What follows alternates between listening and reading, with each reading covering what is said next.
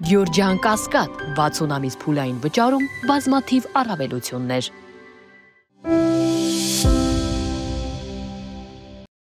Երրորդ ամիսն է լրանում հայ-ադրբեջանական նախախաղաղությունն այդպես էլ նախնական է մնում։ Վաշինգտոնի կուլմինացիայից հետո անփոփոխ է նաև Ալիևի վարքն ու բարքը։ Սև թանակը սպիտակ թղթին չէր հասցրել չորանալ, Ալիևը դրժեց երթումները։ Չոր փաստերը հերթով խաղաղության համաձայնագիրը, հոդված 8 կողմերը դատապարտում են եւ կպայքարեն անհանդուրժողականության, ռասայական ատելության, խտրականության, անջատողականության, բռնի ծայրահեղականության եւ ահաբեկչության դեմ, դրանց բոլոր դրսևորումներով, յուրաքանչյուրն իր իրավազորության շրջանակներում եւ կապահովեն իրենց նկատմամբ կիրառելի միջազգային պարտավորությունների կատարումը։ Սա օգոստոսի 8-ին Ամերիկայում։ Դրանից 17 օր հետո օկուպացրած քարվաճառ գնաց Ալիևը, գնաց ու հայտարարեց. Հայ հասարակությունը հիվանդ է եւ ես սա բացահայտ ասում եմ։ Համաձայնագիր հոդված 4 կողմերը ձեռնպահ կմնան միմյանց ներքին գործերին միջամտելուց։ Օգոստոսի 29 Բաքու զրույց Ալբանիայի թղթակցի հետ։ Հայաստանի սահմանադրությունը դեռևս ունի դրույթ, որը կասկածի տակ է առնում Ադրբեջանի տարածքային ամբողջականությունը, եւ հենց այս սահմանադրական փոփոխությունը կատարվի, հենց Ադրբեջանի նկատմամբ տարածքային պահանջները հանվեն, կստորագրվի պաշտոնական խաղաղության համաձայնագիրը։ Համաձայնագիր երկրորդ կետ կողմերը հաստատում են, որ միմյանց նկատմամբ չունեն տարածքային պահանջներ եւ հետագայում նման պահանջներ չեն առաջադրի։ Կողմերը չեն ձեռնարկի որևէ գործողություն, այդ թվում այդպիսի գործողությունների պլանավորումը, նախապատրաստումը, խրախուսումը եւ աջակցումը, որը նպատակ ունի ամբողջությամբ կամ մասամբ տրոհել կամ խաթարել մյուս կողմի տարածքային ամբողջականությունը կամ քաղաքական միասնությունը։ Հոկտեմբերի 7 դարձյալ Բաքու համաձայնագրերի 2 ամսականի նախօրեին նա շարունակում է այսպես կոչված Զանգեզուրի միջանցք թմբկահարել։ Զանգեզուրի միջանցքը մեծ նշանակություն ունի որպես նոր տրանսպորտային զարկերակ եւ երկրորդ երթուղի միջին միջանցքի հյուսիս-հարավ միջանցքի շրջանակում։ Հայկական փորձագիտական համայնքի համար միանշանակ էր Ալիևը խաղաղության ճերմակ աղավն ու դիմակը կթողնի Սպիտակ տանը ու առանց դրա դուրս կգա ամերիկյան պալատից։ Մասնագետները ոչ մի պահ չհավատացին, թե Ալիևն այս անգամ հավատարիմ է մնալու խոստումներին, սեփական ու արտգործնախարար Բայրամովի ստորագրություններին 2020-ի նոյեմբերի 9 ունեին աչքի առաջ։ Ադրբեջանը իրապես չի կատարելու անգամ մեզ համար ոչ բարենպաստ կետերի վերաբերյալ պայմանավորվածությունները, անընդհատ ունի շատ ավելի մեծ ախորժակ։ Ադրբեջանից վարքագծի փոփոխություն պետք չի ակնկալել ոչ այսօր, ոչ վաղը, ոչ երբևէ, պնդում են մասնագետներն ու միաբերան նշում. Ալիևը կաշին փոխողներից չէ, ոչ այսօր, ոչ վաղը, ոչ էլ երբևէ։ Ազատության պահանջն է ժողովել աջակիցներին դատարանի բակում, հավաքվել են, որ օրենքը հաղթի։ Հակակոռուպցիոն դատարանը քննում է ազգային բարերար Սամվել Կարապետյանի կալանքը 2 ամսով երկարաձգելու միջնորդությունը։ Կարապետյանը 5 ամիս է կալանքի տակ է, նա հունիսի 18-ին 2 ամսով կալանավորվեց։ Օգոստոսի 15-ին հակակոռուպցիոն դատարանը 2 ամսով երկարաձգեց նրա կալանքի ժամկետը, ինչին հաջորդեց եւս 1 ամսով այն երկարացվեց։ Իշխանական թևից հայտարարել են, որ որևէ վտանգ չեն տեսնում Սամվել Կարապետյանից։ Լրագրողներն են նկատում Կարապետյանի եղբորորդու հետ զրույցում։ Եթե վտանգ չեն տեսնում, ինչու բաց չեն թողնում Սամվել Կարապետյանին։ Նարեկ Կարապետյանը այս գործընթացի հետ է կապում նաև Հեցին լիցենզիայից զրկելը։ Պնդում է Ստոկհոլմի արբիտրաժի պահանջն է խախտվել։ Ստոկհոլմի արբիտրաժը պարտավորեցրել է Հայաստանին, որ չկատարի այսպիսի որոշում։ Կատարվել է այն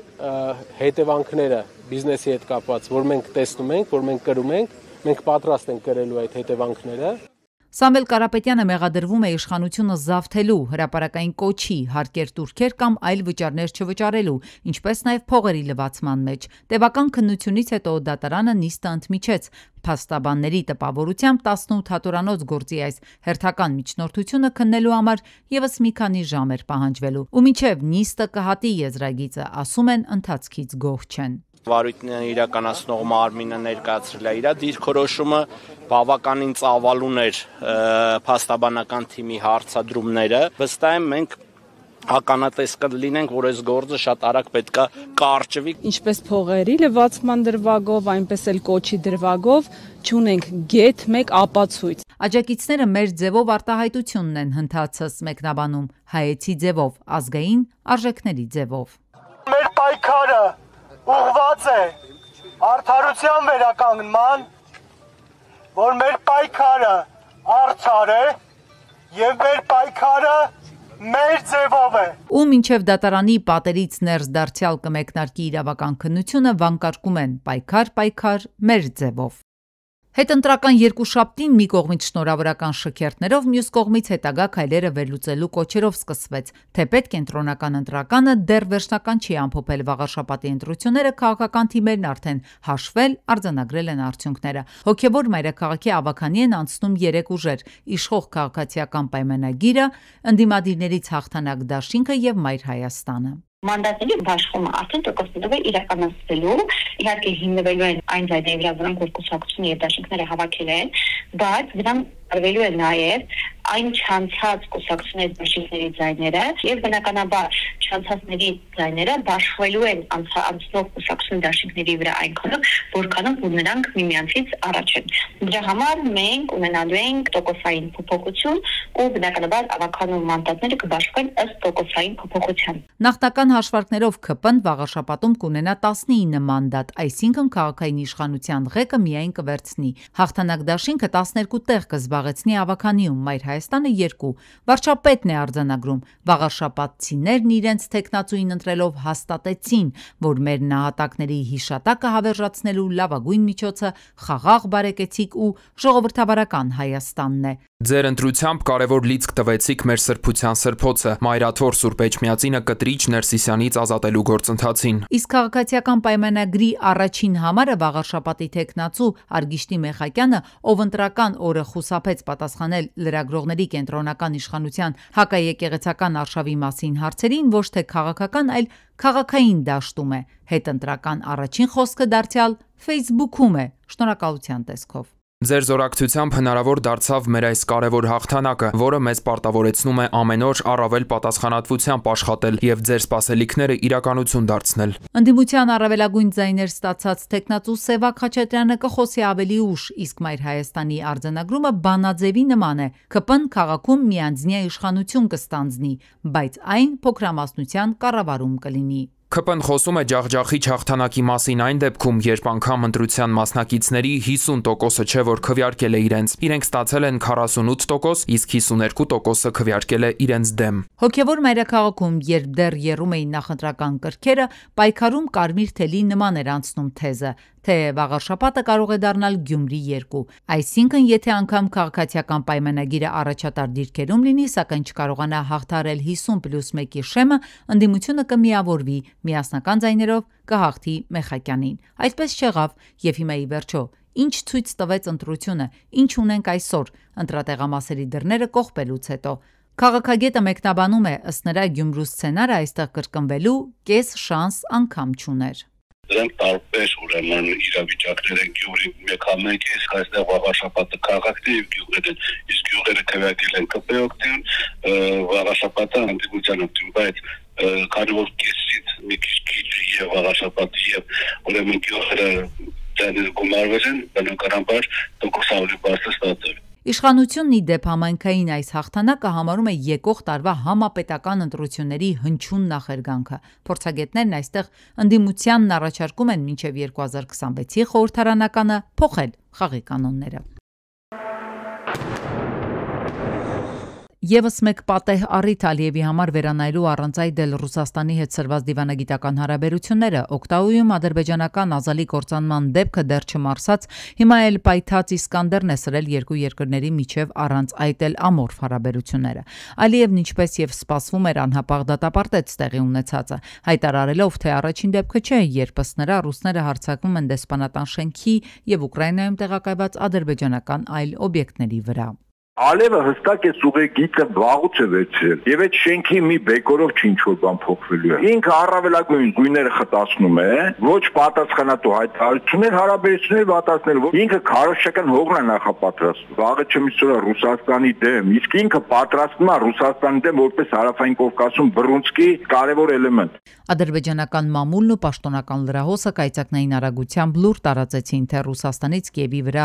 արձակված Իսկանդերը ընկել է Կիևում գտնվող ադրբեջանական դեսպանատան հարևանությամբ։ Դեռ լուրջ հետաքննություն ու ուսումնասիրություն չանցկացրած ադրբեջանական կողմը շտապեց հետքերն ուղղել դեպի Ռուսաստան։ Ալիևն ու Զելենսկին սկսեցին միմյանց փոփել, դատապարտել տեղի ունեցածը։ Նախապացուցված չի, որ այդ ռուսականն է, եթե անգամ լինի, շենքին բնականաբար չեն հարվածի, իսկ ուկրաինացիները ունեն մարտավարություն, որ քաղաքացիական նշանակություն ունեցող օբյեկտների խիստ հարևանությամբ կամ այդ օբյեկտների ներսում, այդ թվում նաև բնակարաններում, բնակատեղիներում, մանկապարտեզներում, հիվանդանոցներում տեղադրում են արձակման կայաններ։ Ադրբեջանում Ռուսաստանի արտակարգ եւ լիազոր դեսպան Միխայիլ Եվդակիմովին կանչեցին Ադրբեջանի արտաքին գործերի նախարարություն, խիստ բողոքի նոտա հայտնեցին, որ Կիևի վրա արձակված Իսկանդեր հրթիռներից մեկն ընկել է դեսպանատան տարածքում։ Դեսպանին հիշեցրել են նաեւ, որ նմանատիպ հրթիռային հարվածները հակասում են միջազգային իրավունքի նորմերին եւ սկզբունքներին։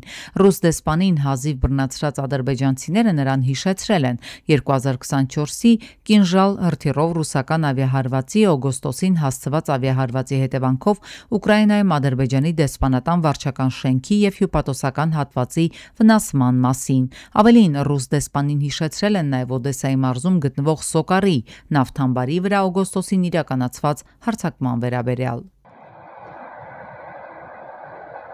Ու մինչև ադրբեջանական կողմը Ռուսաստանի դեմ նոր կոմպրոմանտներ կհավաքեր, ռուսական կողմը տեղեկություններ տարածեց, թե Կիևում Ադրբեջանի դեսպանատանը հասցված վնասի տեսանյութերից երևում է, որ Ուկրաինայի մայրաքաղաքում Ադրբեջանի դեսպանատանը հարված է հասցվել Ուկրաինայի զինված ուժերի Պատրիոտ զենիթային հրթիռից։ Ավելին, ռուսական պարբերականներից մեկն էլ հայտնեց, որ եթե Իսկանդեր հրթիռը հարվածած լիներ, ապա խառնարանը մի քանի անգամ ավելի մեծ եւ խորը կլիներ, քան ուկրաինական տեսանյութ։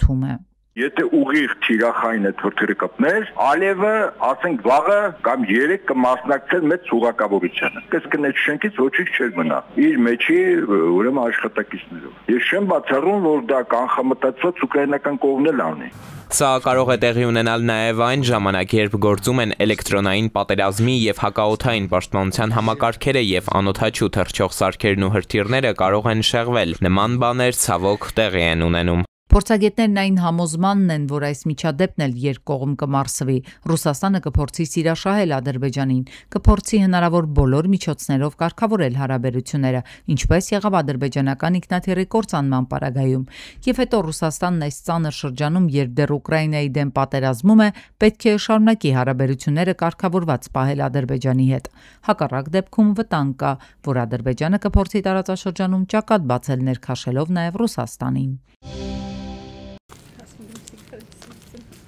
Ազատության երկրորդ շենքի հարակից տարածքներում երկար տարիներ է հակասանիտարական վիճակ է։ Այստեղ չկա շաբաթ, որ դիտահորից կեղտ դուրս չգա ու տարածքում չտիրի գաշահոտություն։ Մի քանի մետր այն կողմ մանկապարտեզ ու խաղահրապարակ կա։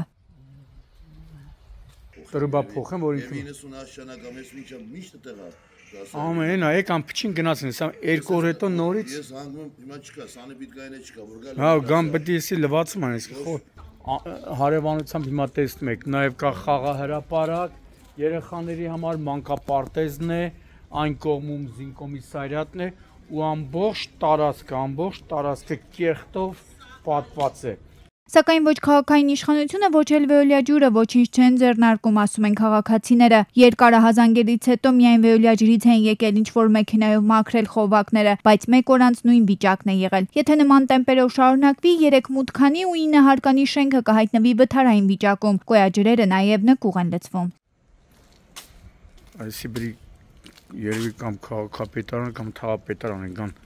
հատուկ լուծույթներով մաքրեն, թե չէ ինչա։ Շամշյանքոմի հրապարակումից շատ ժամանակ չանցած քաղաքապետի կարգադրությամբ Վեոլիա ջուրը մաքրման աշխատանքներ է իրականացրել, սակայն ըստ քաղաքացիների սա ընդամենը ժամանակավոր է, ու որպեսզի հարցը հիմնովին լուծվի, թաղապետի հանձնարարականով վարչական շրջանի կոմունալ բաժնի պատասխանատուն է հանդիպել բնակիչների հետ։